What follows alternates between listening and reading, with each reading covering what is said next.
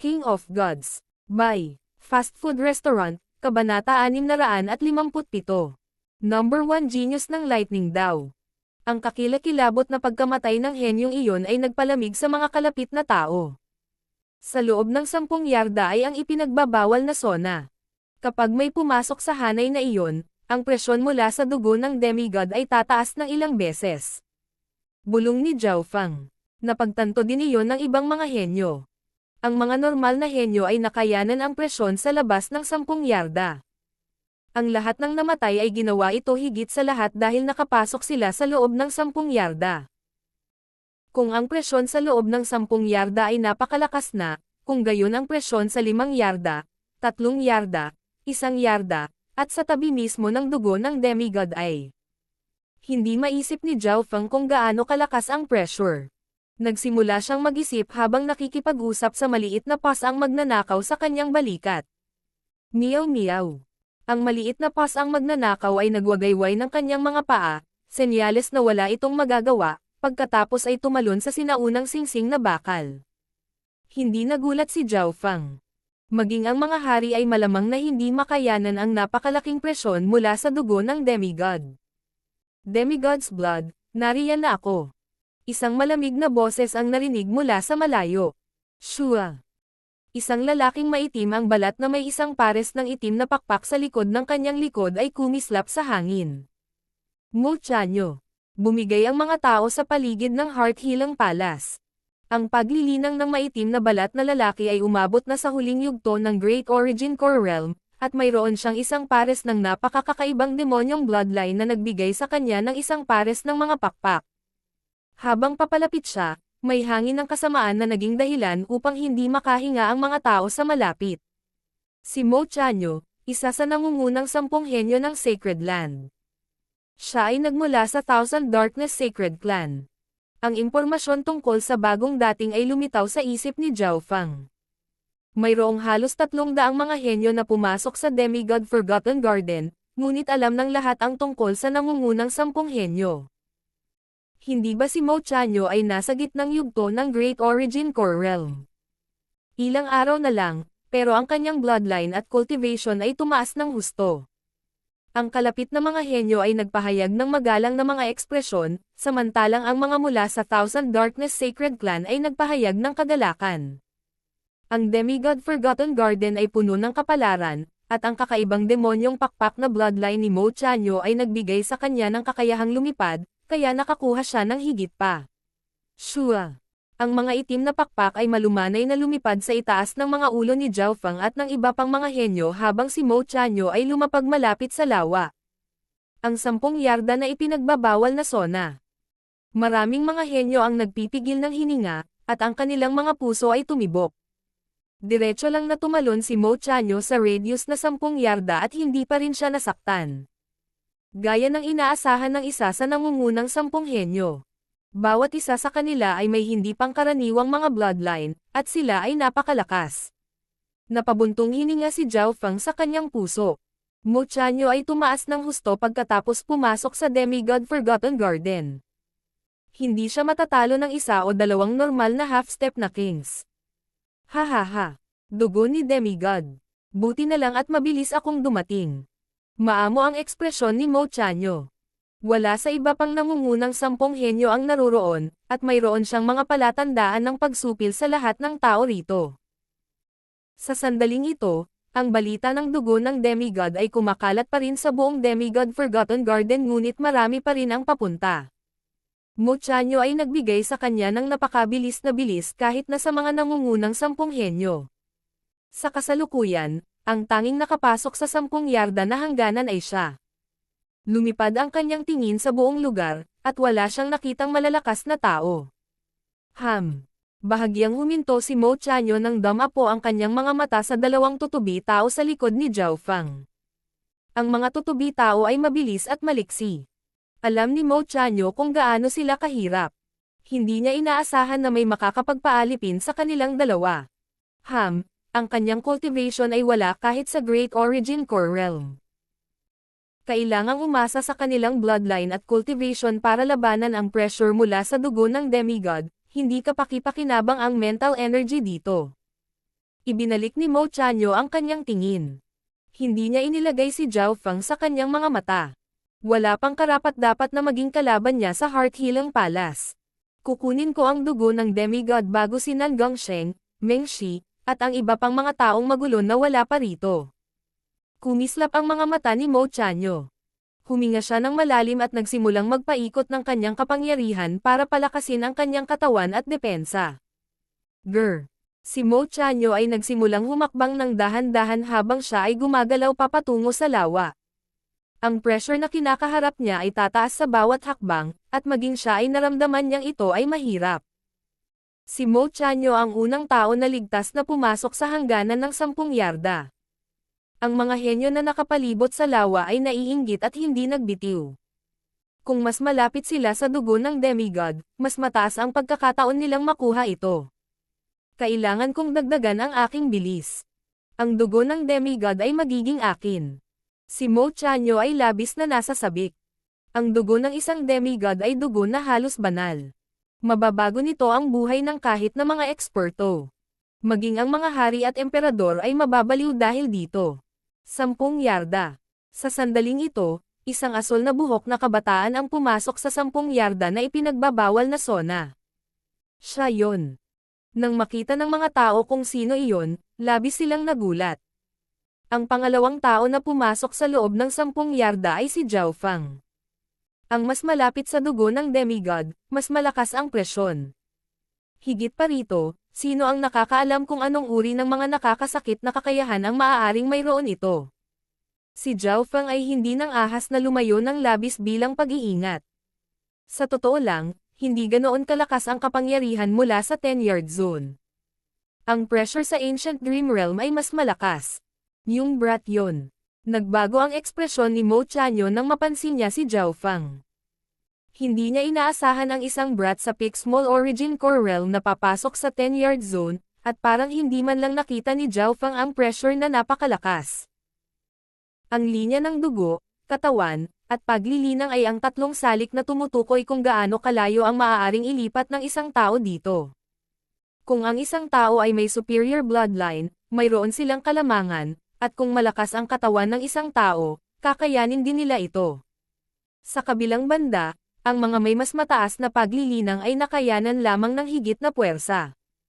Halimbawa, kung si Emperor Duanmo ang nandito, madali niyang makukuha ang dugo ng demigod. Umalis ka, brat. Dinilaan ni Mo Chanyo ang kanyang mga labi at pinandilatan si Zhao Feng. Sinubukan niyang gamitin ang kanyang lakas at katanyagan para sugpuin si Zhao Feng, ngunit paano mahuhulog si Zhao Feng para doon? Kumilos siya na parang wala siyang nakita habang pinapanatili niya ang isang tiyak na distansya kay Mo Chanyo. Si Mo Chanyo ay nasa tapat.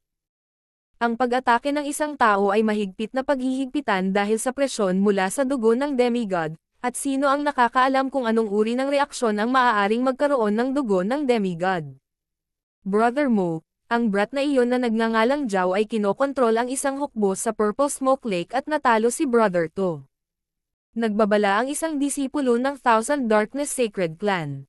Ang Demigod Forgotten Garden ay isang malaking lugar, ngunit ang balita ay nagsimulang kumalat. Ano? Natalo niya si Brother To. Nang marinig iyon, hindi makapaniwala si Mo Chanyo. Bago siya pumasok sa Demigod Forgotten Garden, ang kanyang sariling lakas ay bahagyang mas mahina kaysa kay Tu Jieseng, kahit na maaaring mas malakas siya ngayong nakakuha siya ng kaunting kapalaran. Sa sandaling ito, whoosh! Isang 5 kulay na figure ang lumipad sa himpapawid. Ang kakaibang kapangyarihan ng kidlat. Naramdaman ni Zhao Feng na gumalaw ang kanyang Wind Lightning True Yuan. Nang hindi man lang tumingin, alam na niya ang pagkakakilanlan ng bagong dating. Lei Xin, isa sa nangungunang 10 henyo ng Sacred Land. Magkakagulo na ngayon. Ang isa pang eksperto sa nangungunang 10 henyo ay lumitaw. Si Lei Xin ay nagmula sa 10,000 Lightning Clan. Siya ang numero 1 henyo ng Lightning daw. Napatingin lahat ng mga henyo. Maraming tao sa Heart Healing Palace ang nanunood at umaasang makuha ang dugo ng demigod sa pamamagitan ng swerte. Kung tutusin, may maliit na bilang ng mga henyo noon ay nakakuha ng mga kayamanan na lumalaban sa langit kahit na hindi sila masyadong malakas, kaya tiyak na isang kadahilanan ang swerte. Shua. Lumapag si Lei Xin malapit sa lawa sa pagitan ng 8 at 9 na yarda, mas malapit pa kay Mo Chanyo. Dugo ng demigod. Ito marahil ang asensya ng dugo ng demigod o kung hindi ay hindi ito magtatagal ng ganito katagal at naglalaman pa rin ng napakaraming puwersa. Bahagyang namula ang mukha ni Lei Xin nang lumapag siya. Agad niyang pinaikot ang kanyang 5 kulay na kidlat at tila isang Diyos ng kidlat. Demigod's Blood Essence. Lalong nag-aapoy ang mga mata ng mga kalapit na henyo. Ang isang patak ng kakanyahan ng dugo ay naglalaman ng kakanyahan ng buhay ng demigod, at ito ay higit sa 100 beses na mas mahusay kaysa sa isang normal na patak ng dugo. Kung maa-absorb ko ang asensya ng dugo ng demigod na ito, ang aking estado ng pag-iral ay bubuti ng husto at magkakaroon ng potensyal na maabot ang antas ng isang hari o isang emperor. Bumibilis ang tibok ng puso ng lahat. Ang asensya ng dugo ng isang demigod ay talagang isang magandang bagay para sa mga hari at emperor. Malamang na makikinabang pa ito sa mga normal na Mystic Light Realm Sacred Lords. Sa loob ng 10 yarda na ipinagbabawal na zona. Mabagal na lumakad pasulong sina Mo Chanyo, Lei Xin, at Zhao Fang. Si Zhao Fang ay bahagyang nasa likod ng dalawa pa. Walang nakakaalam kung ano ang mangyayari kung ang isang tao ay tunay na lalapit sa asensya ng dugo. Si Zhao Fang ay lubhang maingat. Kung ang asensya ng dugo ng demigod ay nagpakawala ng isang pag-atake, kahit na ang mga tunay na hari ay hindi makaka-atres ng hindi nasaktan. Yung brat na yon. Nakita ni Lei Xin si Zhao Fang mula sa gilid ng kanyang mata. Si Zhao Fang ay malayo kay Mo Chanyo, ngunit mas malapit kay Lei Xin. Asar. Malamig na tumawa si Lei Xin. Paano niya mararamdaman na ligtas ang kanyang likod sa isang katunggali? Nagpadala si Lei Xin ng 5 kulay na kuko ng kidlat patungo kay Zhao Fang. Malinaw na walang gagawin si Zhao Fang. Nagpadala siya ng sinaunang Purple Lightning Claw patungo sa 5 kulay na Lightning Claw. Purple Destruction Wind Lightning Claw. Boom! Isang malakas na pagsabog ang tumunog, at kumalat ang mga shockwaves sa mahigit 100 yarda. Maging ang mga demonyong itim na pakpak sa paligid ni Mo Chanyo ay nanghina. Bam! Bahagyang nanginginig ang figure ni Zhao Fang habang ang isang malabong 5 kulay na kidlat ay dumaan sa kanyang katawan. Shoo! Inilibot ni Zhao Fang ang kanyang defensive bloodline, at lumitaw ang dark purple na kaliskis sa kanyang katawan hanggang sa kumupas ang 5 kulay na kidlat. Gayunpaman, nakaramdam pa rin siya ng manhid. Ang kanyang defensive water bloodline ay halatang nauugnay sa elemento ng tubig, na nagsagawa ng kidlat. Sa kabilang banda, nang dumaong ang mga arko ng Purple Destruction Wind Lightning kay Lei Xin, hindi man lang siya nakaiwas. Hahaha, hindi naman masama ang lakas mo. Hinawakan ni Lei Xin ang suntok ng kidlat at madaling hinigop ito. Siya ay sumisipsip ng kidlat. Nagbago ang ekspresyon ni Zhao Fang. Napagtanto niya na ang kanyang Wind Lightning Inheritance ay nakatagpo ng nemesis nito. Si Lei Xin ay may sinaunang Lightning Spiritual Bloodline, at siya ang numero 1 henyo ng Lightning Dao. Ang kanyang 5 Elemental 10,000 Lightning Technique ay ang pinakalumang lightning technique ng Kang Ocean. Kahit na ang talento ng Wind Lightning Emperor sa lightning ay hindi kasing taas ng kay Lei Xin, at hindi niya nagawang linangin ang 5 Elemental 10,000 Lightning Technique, na pinilit siyang lumikha ng sarili niyang Dao at maunawaan ang Wind Lightning Dao. King of Gods, Kabanata 658. Hari ng Hayop. Brat, kikilitiin lang ako ng iyong karunungan sa mana ng Wind Lightning Emperor. Kumilos si Lei Xin na parang kanya na ang tagumpay. Siya ay may sinaunang Lightning Spiritual Bloodline na lubos na nababanat sa mga pag-atake ng kidlat, at maaari pa itong sumipsep sa kanila. Ang 5 Elemental 10,000 Lightning Technique ay parang pagdaragdag ng mga pakpak sa isang tigre. Sa kabilang banda, ang Defensive Water Bloodline ni Zhao Fang ay hindi masyadong epektibo laban sa pag-atake ng kidlat. Heaven Earth Lightning Quake. Ang mga sinaunang arko ng kidlat ay umaabot mula sa mga paa ni Lei Xin patungo kay Zhao Fang. Ang kanyang mga pag-atake ng kidlat ay hindi lamang maaaring dumaloy sa tubig, maaari rin itong idirekta sa pamamagitan ng hangin. Nakaramdam ng pamamanhid si Zhao Fang bago pa man dumating ang pag-atake. Purple Wind Lightning Ring. Ang mga alon ng nagniningning na purple na wind lightning ay lumundag mula kay Zhao Feng at nakipagsagupaan sa pag-atake ni Lei Xin. Boom! Boom! Boom! Nag-interact ang dalawang puwersa ni Kidlat. Ang pag-atake ng wind lightning ni Zhao Feng ay napakabilis, samantalang ang kidlat ni Lei Xin ay naglalaman ng 5 elemento, na nagpapahintulot sa pag-atake at pagdepensa nito ng sabay. Ang Heaven Earth Lightning Quake ay parang Mount Tai. Ito ay lubhang matatag, at ito ay tila naging isa sa lupa. Kahit na hindi pa naiintindihan ni Lei Xin ang King Intent, ang layunin sa kanyang mga pag-atake ay umabot na sa ganoong antas sa isang tiyak na antas. Bam! Bahagyang huminto ang pigire ni Zhao Feng, at ang kanyang mga paa ay namamanhid habang hinaharangan niya ang pag-atake ni Lei Xin. Hindi nasaktan si Lei Xin, at madali niyang natanggap ang mga pag-atake ni Zhao Feng na may kaaya-ayang ekspresyon. Ako na ngayon. Ngumisi si Zhao Feng nang lumitaw ang malabong iskarlata na aura sa kanyang kulay lila na kidlat. Pumunta ka. Ikanaway ni Zhao Feng ang kanyang kamay, at ang Purple Destruction Wind Lightning na naglalaman ng tipak ng iskarlata ay bumaril. Boom! Ang 5 kulay na kidlat sa paligid ng katawan ni Lei Xin ay tumama sa ulo. Hindi gaanong casual si Lei Xin sa pagkakataong ito. Ang kulay scarlata na wind lightning ay naglalaman ng isang nag-aalab na kapangyarihan ng pagkasira na nagpatuloy sa pagguho sa kanyang katawan. Nakuha mo talaga ang isang maliit na tipak ng Scarlet Destruction Wind Lightning.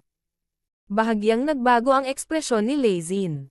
Hindi lamang nadagdagan ng Scarlet Destruction Wind Lightning ang kapangyarihan ng destruction, naglalaman din ito ng nagniningas na epekto na tumagal ng medyo matagal. Sa madaling salita, pagkatapos matamaan ng Scarlet Destruction Wind Lightning, ang isa ay patuloy na mapipinsala ng ilang panahon. 5 Elements Water Lightning. Ang kidlat sa paligid ni Lei Xin ay biglang naging malalim na asol at sinalungat ang nasusunog na sensasyon.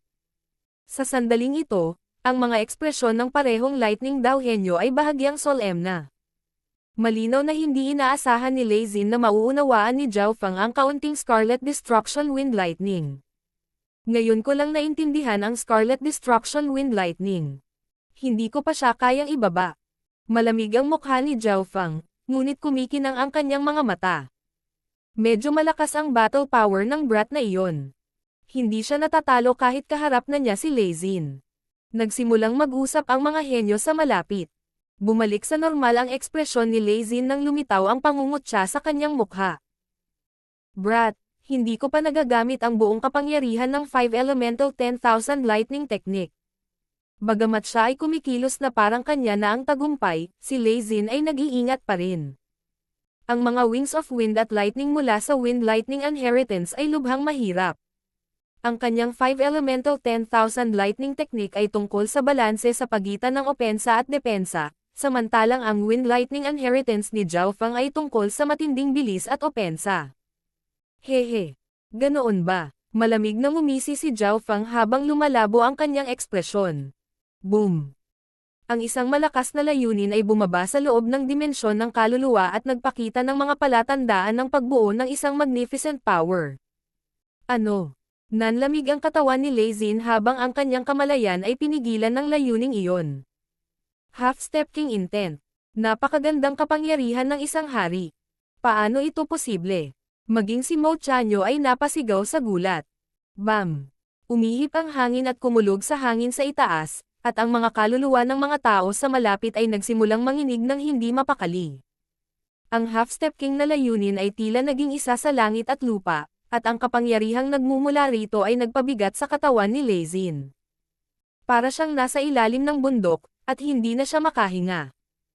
Hindi lang ito normal na Half-Step King Intent. Namula ang mukha ni Lei Xin. Ang mga pag-atake ng Wind Lightning ni Zhao Feng ay naging mas malakas nang gamitin niya ang kanyang Half-Step King Intent. Ang mga tao ay patay tahimik. Akala pa ng ilan ay bumaba na ang isa sa nangungunang 10 henyo. Nagsimulang lumitaw ang malamig na pawis sa noo ni Lei Xin habang pinipigilan ang kanyang kaluluwa. Kung hindi dahil sa katotohanan na mayroon siyang kakaibang bloodline at nakamamanghang battle power na lumampas sa normal na half-step na kings, malamang na hindi na niya kayang lumaban. Ang half-step king intent na ito ay mayroon ng mga senyales ng pagbuo ng magnificent power. Paano niya ito nagawa? Ito kaya ay ang Illusion God Wine. Si Mo Chanyo ay nagsimulang pawisan ng malamig, at hindi niya maiwasang makaramdam ng swerte na hindi niya inatake si Zhao Fang. Isang hininga. Dalawang hininga. Tatlong hininga. Ang half-step king intent ay pinigilan ang katawan at puso ni Lei Xin. Shua. Ang half-step king intent ay nawala pagkatapos ng tatlong paghinga. Ho. Si Lei Xin at ang iba pang mga henyo ay nagpakawala ng mahabang hininga habang si Zhao Fang ay nakatayong hindi gumagalaw. Naramdaman niya ang iba't ibang magalang at maingat na tingin sa kanya. Narinig ko na itong si Zhao Fang ang namuno sa buong Purple Smoke Lake, tinalo si Tu Jieseng, at pumasok sa Mermaid Kingdom.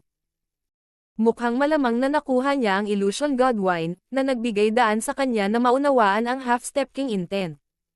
Illusion God Wine. Ang kaharian ng sirena ay may isang hari na humahawak sa kuta. Paano niya nagawa? Napag-usapan ang mga henyong naruroon. Siyempre, hindi mahalaga kung paano niya nabuo ang half-step king intent. Ang mahalaga lang ay mayroon siya, at ang kanyang kalahating hakbang na layunin na hari ay mas malakas kaysa sa karaniwan. Junior Marshal Brother Zhao. Half-step king intent. Isa pang ilang figure ang pumasok sa Heart Healing Palace. Madarama ng isa ang aura ng half-step king intent at ang magnificent power nito mula sa malayo. Ang mga bagong dating ay pawang mga disipulo ng Mystic True Sacred Clan. Nasa gitna nila sina Brother Nan at Dong Wenjian, at ang kanilang mga titig ay puno ng pagkabigla at hindi paniniwala. Brother Dong. Bahagyang tumango si Zhao Fang bilang ganti. Sina Dong Wenjian at Brother Nan ay may mga awkward na ekspresyon. Sa simula nang pumasok sila sa Demigod Forgotten Garden, hindi sila sinamahan ni Zhao Fang sa 10,000 Treasures Tower, at nagalit si Brother Nan sa oras na iyon. Gayunpaman, nasakop ni Zhao Fang ang Purple Smoke Lake ng mag-isa, nakakuha ng mga luhan ng sirena at Illusion God Wine. Nakabuo pa siya ng half-step king intent. Sa tabi ng lawa, ang half-step king na layunin ni Zhao Fang ay nagulat sa lahat, at mayroon na siyang mga senyales ng pagsugpo sa dalawa pa. Nagpalitan ng tingin ang dalawa at nagpas siyang sabay na harapin si Zhao Fang. Dugo ng Demigod. Talagang hindi peke ang balita. Lumiwanag ang figure ni Brother Nan nang pumasok siya sa 10-yarda na zona. Isa pang top 10 henyo. Ang lakas ni Brother Nan ay kapantay ng Chen Yilan na hindi pa nakakainom ng Illusion God Wine. Masyadong kaakit-akit ang dugo ng Demigod, kaya dumating ang ilang mga disipulo sa 10,000 Treasures Palace at iba pang kalapit na mga henyo nang marinig nila ang tungkol dito. Lalong naging tense ang sitwasyon. Sina Mo Chanyo, Lei Xin, Brother Nan, at Zhao Fang ay may kapangyarihang labanan na katumbas ng nangungunang 10 henyo. Ang apat ang bida sa palabas habang dahan-dahan silang lumalapit sa dugo ng Demigod. Gayunpaman, nang umabot sila sa 5 yarda, sina Lei Xin at Brother Nan ay parehong nakadama ng matinding pressure. Hindi ito naramdaman ni Zhao Fang, ngunit nagpanggap siya. Hindi ako pwedeng mauna. Ang kaliwang mata ni Zhao Fang ay nakalok sa dugo ng Demigod, at ang God's Spiritual Eye ay nagbigay sa kanya ng mga senyales ng babala. Ang kapangyarihang nakapaloob sa loob ng dugo ng Demigod ay malamang na mas nakakatakot kaysa sa naisip niya.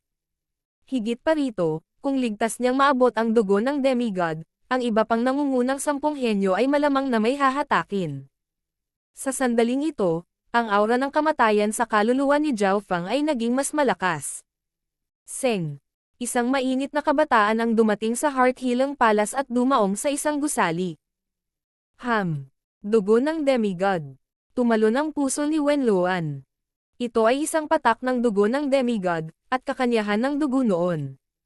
Kung narito si Master, malamang na hindi niya ito kayang labanan. Lalong bumilis ang tibok ng puso ni Wenluan. Kung nakuha niya ang dugo ng Demigod, ang kanyang potensyal at ang kanyang kinabukasan ay maaaring malampasan pa ang Emperor of Death. Matapos makita ang dugo ng Demigod, ang anumang bagay tungkol sa pagtugis ay itinapon sa likod ng kanyang ulo. Magiging akin ang dugo ng Demigod.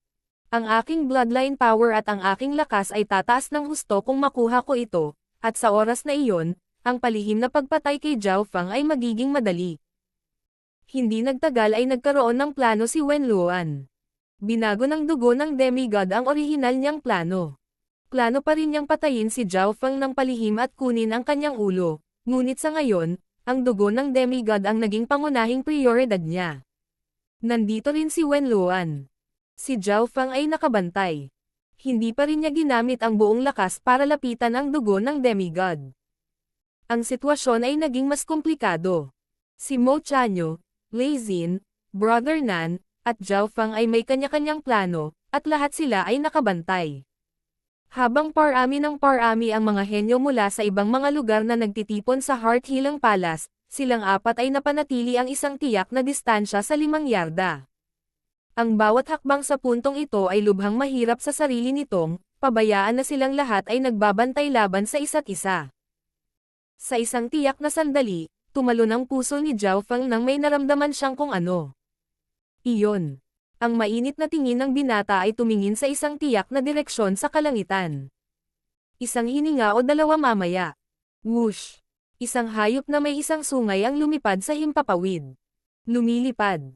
Iyon ay nakakalipad.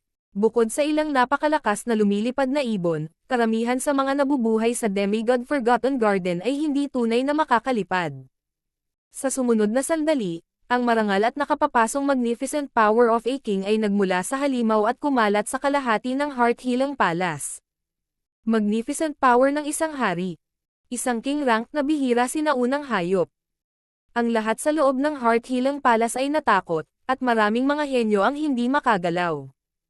Kapag tunay na bumaba ang magnificent power na iyon, kalahati ng mga henyo dito ay magsusuka ng dugo. Lalala, mas mabuting dumating sa tamang oras kaysa maaga. Lumilitaw ang boses ng isang babae.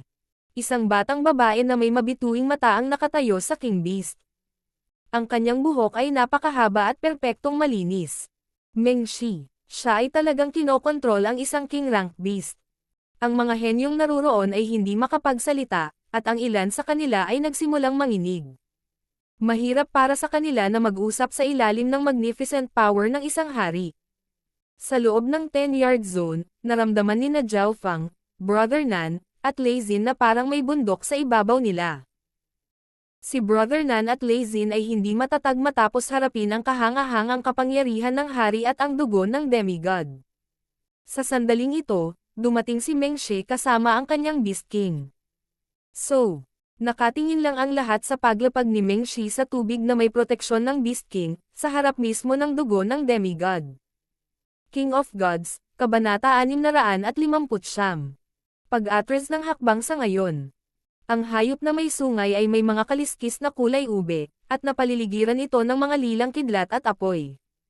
Nagbigay ito ng magnificent power habang bumababa. Sa proteksyon ng magnificent power of a king, si Meng Shi ay kalahating yarda lamang ang layo mula sa dugo ng demigod. Sa paligid ng lawa, maraming mga henyo ang nagpipigil ng hininga sa gulat. Siya ay napakalapit na, at siya ay may tulong ng isang haring hayop. Walang makakapidyo sa kanya ngayon. Ang dugo ba ng demigod ay pupunta sa mga kamay ni Meng Shi? Nagkatinginan sina Brother Nan at Lei Xin, pagkatapos ay tumingin kay Zhao Feng. Si Zhao Feng ay bumuo ng half-step king intent, pati na rin ang aura ng magnificent power.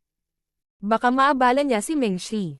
Para kay Mo Chanyo, nagmula rin siya sa Thousand Darkness Sacred Clan, kaya hindi siya makikipag-away kay Meng Shi. Kung ang dugo ng demigod ay kinuha niya ng ganoon kadali, kung gayon wala akong masasabi. Ang kaliwang mata ni Zhao Feng ay nakatutok kay Meng Shi at sa dugo ng demigod. Alam niyang hindi siya ang kapareha ni Meng Shi o ng Beast King.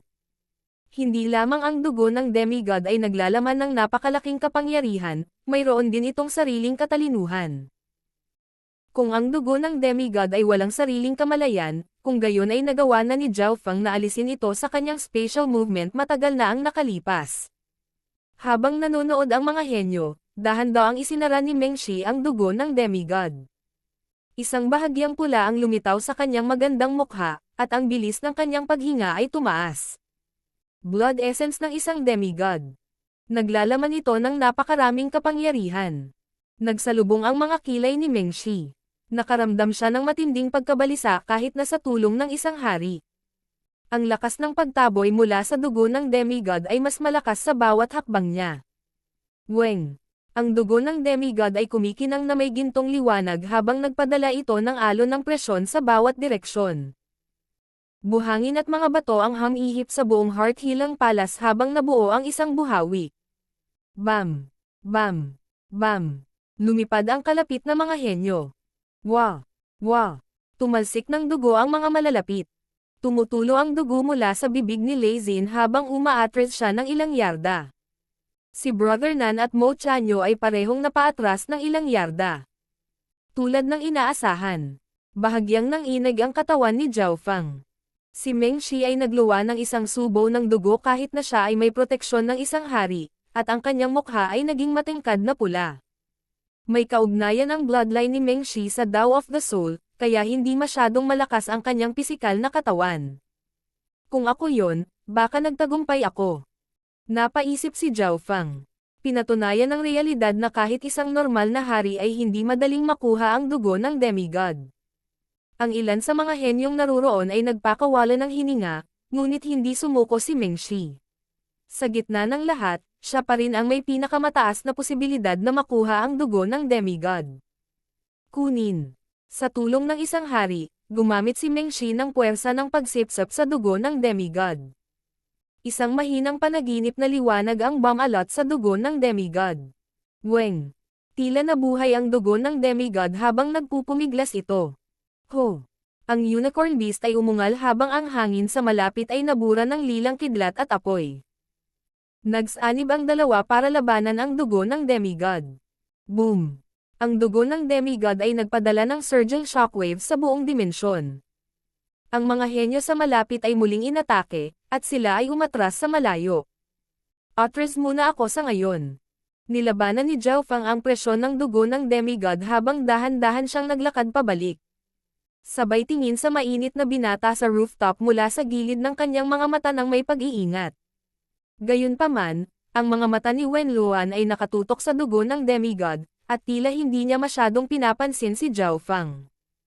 Hayaan ko munang maubos ng chicks na ito ang bahagi ng kapangyarihan ng dugo ng demigod.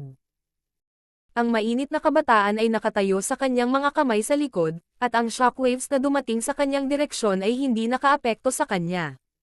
Sa sandaling ito, karamihan sa mga henyo ay umatras na malayo sa 10 yarda na sona, at walang nang ahas na labanan si Meng Shi para sa dugo ng demigod. Si Meng Shi ang naging pangunahing tauhan malapit sa lawa. Bakit wala si Senior Marshal Brother Nan Gongsheng? Biglang may naalala si Zhao Fang at tinanong si Dong Wenjian sa malapit. Nauna si Nan Gongsheng sa nangungunang 10 henyo ng Sacred Land. Kung nandito siya, baka makalaban niya si Meng Shi. Sinusubukan pa rin ni Brother Nan Gongsheng na makuha ang Chenkun Sword. Dapat ay nakuha na niya ang balita ngayon. Sabi ni Dong Wenjian. Ang mga tao ay nagpunta upang sabihin kay Nan Gongsheng sa 10,000 Treasures Tower matagal na ang nakalipas. Sa kasalukuyan, si Meng Shi lamang ang nasa tabi ng lawa habang sinusubukan niyang makuha ang dugo ng demigod. Ginawa niya ang lahat ng kanyang makakaya, ngunit ang lahat ng nangyari ay kaunting pagbawas sa distansya sa pagitan niya at ng dugo. Magiging komplikado ang sitwasyon kung dumating si Nan Gongsheng. Nakaramdam ng pagkainip si Meng Shi. Mabagal na lumipas ang oras, at ang dugo ng demigod ay nagpupumiglas pa rin. Ang mga taong naruroon ay lahat ay may mga ekspresyon ng kaba. Pagkatapos ng lahat, ang dugo ng demigod ay palapit ng palapit sa kamay ni Meng Shi. Anong uri ng paraan ang ginagamit ni Meng Shi para kontrolin ang halimaw na hari? Dahan-daang umatras si Zhao Fang, at hindi nagtagal ay damapo ang kanyang tingin sa sungay na may lilang kaliskis sa kabilang kamay ni Meng Shi. Kaya ganyan yan. Naunawaan kaagad ni Zhao Fang. Kung walang tulong mula sa labas, magiging mahirap para kay Meng Shi na kontrolin ang isang Beast King kahit na siya ay may bloodline ng 10,000 ancient races. Gayunpaman, hindi naintindihan ni Zhao Fang kung paano na-control ng purple na sungay ang isang hari sa Demigod Forgotten Garden. Pagkatapos ng mahabang panahon na pag-iisip, iisa lang ang posibilidad, ang sungay ay nagmula sa Demigod Forgotten Garden sa simula, at ito ay pino sa kakaibang paraan upang makontrol nito ang halimaw. Brother Zhao, hindi ka na makikipagkompetensya. Hindi naintindihan ni na Brother Nan at Dong Wenjian kung bakit lumalayo si Zhao Fang. Sa mga henyong naroroon, si Zhao Feng lang ang nakabuo ng half-step king intent, kaya siya ang may pinakamalaking pagkakataon na pigilan si Meng Shi. Sumusuko ako sa dugo ng demigod. Sagot ni Zhao Feng habang siya ay umatras papalayo. Kahit papaano ay nakuha ko ang dugo ng demigod sa pamamagitan ng kapalaran, hindi ako makaka-atres mula sa mga pag-atake ni Meng Shi, ang Beast King, ang mainit na kabataan, at lahat ng iba pang mga eksperto. Napaisip si Zhao Feng. Sa makatuwid, ang kanyang unang hakbang ay ang pagsuko sa kompetisyon para sa dugo ng demigod. Hindi siya nagkukunwari, talagang umalis si Zhao Feng sa Heart Healing Palace. Meow meow.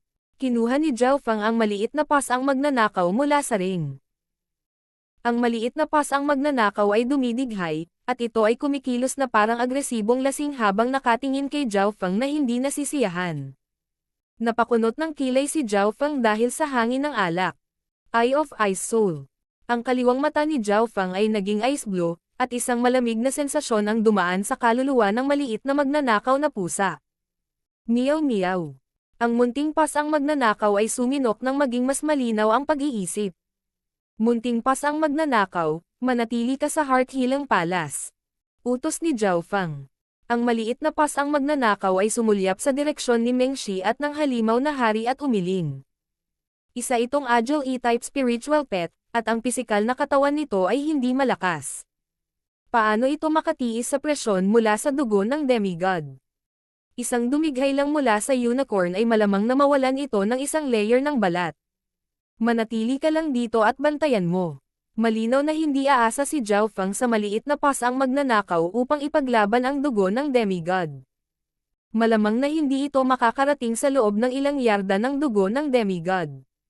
Meow meow. Sa wakas ay tumango ang maliit na pas ang magnanakaw, at nagsimulang umikot ang mga mata nito habang kumakaway ito kay Zhao Feng gamit ang mga paa nito. Buti naman naiintindihan mo ako. Bahagyang huminto si Zhao Feng. Ang munting pas ang magnanakaw ay parang tusong sorrow, kaya alam nito kung ano ang nasa isip ni Zhao Feng. Shua. Nawala ang katawan ng munting pas ang magnanakaw. Nagtago ito sa isang random na sulok ng Heart Healing Palace habang si Zhao Feng ay nakaupo sa nakapapasong kabayo kasama ang dalawang tutubi sa likuran niya. Walang kwenta ang pagpunta ko sa Heart Healing Palace kung nandyan ang isang kasing lakas ni Meng Shi. Tanging sa estado ng Eye of Heaven magkakaroon ako ng ganap na king intent. Nag-isip si Zhao Feng habang nilisan niya ang Heart Healing Palace nang hindi man lang lumilingon. King of Gods, Kabanata 660. Nightmare Dimension. Habang pinipigilan ni Meng Shi ang lahat, pansamantalang sumuko si Zhao Feng sa pakikipagkompetensya para sa dugo ng demigod at umatras. Ang kanyang Eye of Heaven ay magkakaroon ng mas malaking kalamangan kung siya ay nasa malayo. Gayunpaman, magagamit ko lang ang Eye of Heaven sa pinakakritikal na sandali upang makamit ang pinakamahusay na epekto. Si Zhao Feng ay lalong lumayo sa Heart Healing Palace. Ang maliit na pas ang magnanakaw ay nasa Heart Healing Palace, at si Zhao Feng ay maaaring makibahagi sa kanyang paningin, na nangangahulugang nakikita pa rin ni Zhao Feng kung ano ang nangyayari sa Heart Healing Palace. Humigit kumulang kalahati ng oras na inabot sa paggawa ng tsaa mamaya, ang tunog ng paglipad ay nagmula sa unahan, pati na rin ang hitsura ng isang pamilyar na king intent. Nan Gongsheng. Nakikita ni Zhao Feng ang isang mapagmataas na kabataan sa malayo. Ito ay, walang duda, si Nan Gongsheng, at ang direksyon na kanyang tinatahak ay ang Heart Healing Palace. May palabas na papanoorin ngayon. Masaya si Zhao Feng. May hawak na sinaunang espada si Nan Gongsheng na nagpabago sa kulay ng langit saan man siya magpunta. Chen Kun Sword. Nagbago ang ekspresyon ni Zhao Feng, at ang Ice Imperial Spear na sumanib sa kanyang bloodline ay nanginag. Si Nan Gongsheng ay tinanggap ng Chen Kun Sword, kaya maaari na niyang gamitin ang pamana na sagradong sandata na ito. Pagkatapos ng lahat, ang kanyang paglilinang ay halos maihahambing sa isang hari. Si Nan Gongsheng ay gumugol ng mahabang panahon sa pagsisikap na makuha ang pagkilala sa Chen Kun Sword, kung hindi, ang numero 1 henyo na ito ay nalampasan na ang lahat. Dumaan si Nan Gongsheng sa himpapawid at sumulyap kay Zhao Feng, ngunit hindi siya kumibo habang patuloy siya sa pagpunta sa Heart Healing Palace. Maya-maya, may ilang pamilyar na figure na lumitaw sa unahan. Junior Marshall Brother Zhao. Ang mga bagong dating ay sina Chen Yilan, Jiang Fan, at mga kasama. Lahat kayo ay patungo sa Heart Healing Palace, tama ba? Ang kompetisyon doon ay napakahigpit. Binuod ni Zhao Fang ang nangyayari, at pumunta siya sa ibang direksyon pagkatapos magsalita. Nagsimulang mag-isip si Chen Yilan. Ang Zhao Fang na iyon ay dumating sa Heart Healing Palace bago tayo, ngunit ngayon ay umaatres na siya. Hindi nila maintindihan ang mga kilos ni Zhao Fang. Ang lakas ni Zhao Fang ay dapat na mas mababa lamang kay Nan Gongsheng at Ming Shi. Pumunta si Zhao Fang sa kanyang sariling paraan patungo sa isang tiyak na direksyon. Tila talagang sumuko na siya sa dugo ng demigod, ngunit sa totoo lang, karamihan sa kanyang atensyon ay nasa Heart Healing Palace pa rin. Hahanap muna ako ng tahimik na lugar. Sinuri ni Zhao Fang ang impormasyon sa kanyang isipan at ginamit ang kanyang Eye of Heaven para mabilis na makahanap ng target. Hidden Book Room. Alam ni Zhao Fang na mayroong Hidden Book Room sa Demigod Forgotten Garden. Ang Hidden Book Room ay ang silid ng aklat ng demigod, at naglalaman ito ng maraming libro, ngunit tila, walang mga diskarte o kasanayan sa loob. Ang dahilan kung bakit namatay ang demigod ay higit sa lahat ay dahil sa God Tribulations, at tila wala siyang sapat na oras upang maghanda ng isang tunay, kumpletong mana. Gayunpaman, ang dahilan kung bakit pinili ni Zhao Fang ang Hidden Book Room ay higit sa lahat dahil ito ay tahimik at malayo. Sa parehong oras, gusto rin niya itong manmanan. Ang ilang mga tao sa True Martial Sacred Land ay gustong tumuon sa hindi gaanong kilalang mga lugar ng Demigod Forgotten Garden, iniisip na mayroong ilang mga lugar na naglalaman ng hindi kilalang kapalaran. Ang Hidden Book Room ay isa sa mga lugar na iyon. Bilang silid ng aklat ng isang demigod, walang kapalaran na lumitaw doon, ito lamang ay kainahinala. Habang papunta si Zhao Fang sa Hidden Book Room, nagbago ang sitwasyon sa Heart Healing Palace. Akin ang dugo ng demigod. Bumaba si Nan Gongsheng mula sa langit at pumasok sa Heart Healing Palace. Isa pang magnificent power ang dumating sa itaas ng pond. Shua. Sa isang iglap, lumitaw si Nan Gongsheng sa harap ng dugo ng demigod. Nan Gongsheng. Nagbago ang ekspresyon ni Ming Shi. Napakalapit ng dugo ng demigod sa kanyang palad. Ho! Boom! Ang halimaw na hari ay umungal at nagpadala ng isang alon ng nakakatakot na lilang nagninangas na kidlat patungo sa Nan Gongsheng. Ito ang pag-atake ng isang hari. Kung hindi dahil nasa Demigod Forgotten Garden sila, ang malapit na lugar ay nabaligtad na at inihagis. Isang magnificent power at isang silver ripple of light ang lumitaw sa katawan ni Nan Gongsheng. Boom! Ang pag-atake mula sa halimaw na hari ay tila dinadala sa kalawakan. Meow meow. Ang isang maliit na pusa sa isang sulok sa isang lugar ay may kakaibang ekspresyon. Mga Tao of Space. Gaya ng inaasahan sa may-ari ng isang heavenly spiritual body at isang spatial spiritual body. Si Zhao Fang ay may kaparehong sentido gaya ng maliit na pas ang magnanakaw. Bam! Ang sagupaan ng dalawang kapangyarihan ay naging sanhi ng panginginig ng hangin. Hindi maganda. Ang kalapit na mga henyo ay hindi matatag na tumayo. Ang mga shockwaves mula sa sagupaan ng Kings ay maaaring tumawid sa kalahating milya sa Demigod Forgotten Garden. Nagsimulang pumutok ang Jadestone footpath sa ibaba. Gayunpaman, wala sa loob ng Demigod Forgotten Garden ay simple. Weng. Sa ilalim ng kakaibang daloy ng enerhiya, ang mga nasirang gusali at daanan ay nagsimulang automatikong ayusin ang kanilang mga sarili. Ito ay dahil ang dimensyon ng Demigod Forgotten Garden ay itinayo ng demigod, at ang demigod na layunin ay ang Diyos dito. Demigod. Heavenly Divine Realm. Anong klaseng level iyon? Hindi maiwasan ni Zhao Fang na umasa dito. Ang may-ari ng kanyang kaliwang mata ay talagang isang Diyos mula sa sinaunang panahon, kaya't sila ay nasa Heavenly Divine Realm man lang. Halika. Umungol si Nan Gongsheng, at lumitaw ang isang butas na may pilak na liwanag sa gilid nito sa harap ng kanyang palad. Ho! Isang mystic spatial pulling force ang nakalok sa dugo ng demigod. Malinaw na si Nan Gongsheng ay gumagamit ng spatial secret technique para subukang alisin ang dugo ng demigod. Boom! Weng! Ang dugo ng demigod ay may sariling kamalayan, at ito ay nagliliwanag ng banal na kapangyarihan na sinubukang pigilan ang paghila mula sa spatial hole. Gaya ng naisip ko, hindi nagulat si Zhao Fang. Ang puwersa ng paghila ni Nan Gongsheng ay nagmula sa kanyang spatial talent, at ito ay higit pa sa isang malapit na diskarte. Ito ay mas malakas kaysa sa spatial movement ni Zhao Fang. Higit pa rito, halos marating na ni Nan Gongsheng ang Void God Realm, kaya kahit na ang dugo ng demigod ay nagpupumiglas, papunta pa rin ito sa kanya. Huwag mo nang isipin iyon. Ginamit ni Meng Shi ang purple na sungay at inutusan ang halimaw na hari na salakayin si Nan Gongsheng. Kailangan niya ng hindi bababa sa 50% ng kanyang enerhiya upang makontrol ang halimaw na hari. Nightmare Dimension. Ang buhok ni Meng Shi ay umihip ng malakas. Sa sandaling ito, ang lahat sa loob ng 12-dosenang yarda ay natatakpan ng isang panaginip na liwanag. Pagkatapos, sa isang kisap mata, ang mga tao sa malapit ay pumasok sa isang kakaibang dimensyon. Ang dimensyong ito ay nakabalangkas pa rin tulad ng pond sa Heart Healing Palace, ngunit ang aura ng espasyo dito ay nagbago. Parang nabura ang ibang dimensyon. Whoosh! Whoosh! Whoosh! Mas humaba pa ang buhok ni Meng Shi at nakapulupot kay Nan Gongsheng. Ito na naman ang Nightmare Dimension. Nagnganga ang mga ngipin ni Nan Gongsheng. Ang Nightmare Dimension ay hindi gaanong nakaapekto sa iba, ngunit ang lakas ni Meng Shi ay tumaas ng husto. Nakarank sa 239 sa 10,000 Ancient Races, ang Nightmare Race. Sa pagkakaroon ng isang pambihirang bloodline ng soul, maaaring pagsamahin ng isa ang Nightmare Dimension sa realidad.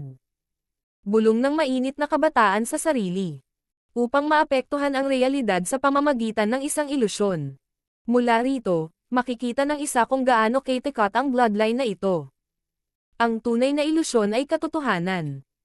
Ang kanyang bloodline ay maaaring kahit mahinang humawak sa ganoong direksyon. Natigilan si Zhao Fang. Ang kanyang Eye of Illusion ay hinayla ang kamalayan ng kalaban sa isang ilusyon na ginawa ng kanyang sarili, samantalang si Meng Shi ay hinayla ang ilusyon na Nightmare Dimension sa realidad. Sa ganitong sitwasyon, lahat ng dating imposible para sa kanya ay posible na. Halimbawa, sa totoong mundo, ang buhok ni Meng Shi ay kasing haba lamang ng isang regular na tao, ngunit sa Nightmare Dimension, ang kanyang buhok ay maaaring maging ilang beses na mas mahaba. Para siyang may kakayahan sa panaginip. Siyempre, limitado ang epekto ng Nightmare Dimension sa realidad.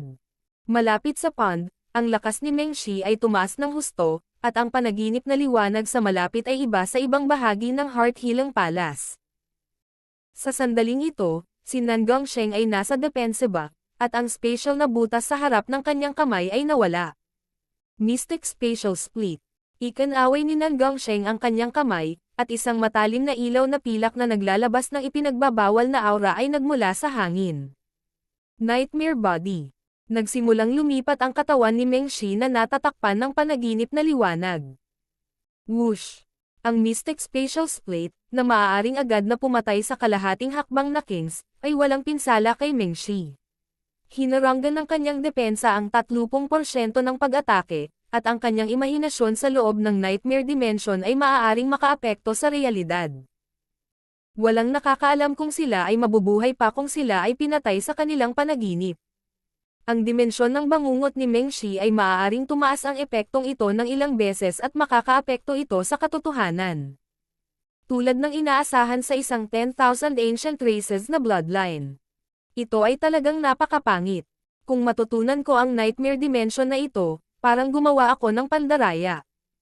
Natigilan si Zhao Fang, ngunit alam niya na napakahirap kopyahin ang kakayahang ito. Wala siyang intensyon na gawin iyon, kahit sa ngayon. Chen Kun Sword. Kinuha ni Nan Gongsheng ang pamana na sagradong sandata. Sa isang hiwa ng Chen Kun Sword, ang langit at lupa ay tila umikot at yumanig. Kahit na ang Nightmare Dimension ay nanginig at nanghina. Kaya nakuha ni Nan Gongsheng ang Chen Kun Sword.